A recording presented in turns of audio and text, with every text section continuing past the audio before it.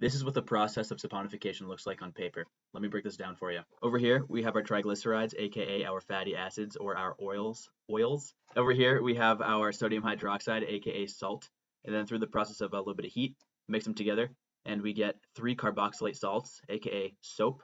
And then we have glycerin over here. The part we're interested in is right here, the soap. Let me break this down for you a little bit better. This molecule is the soap molecule on a very high level. So we got one end is the polar end, this is the carboxylate head.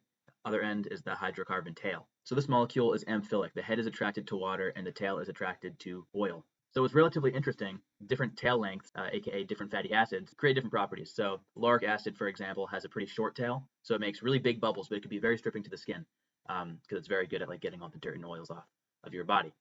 Whereas something like stearic acid creates a really hard bar of soap and has a slightly longer tail. Oleic acid has an even longer tail, and that's even more hydrating to the skin. So basically, soap making is the science of balancing the tail lengths in your soap.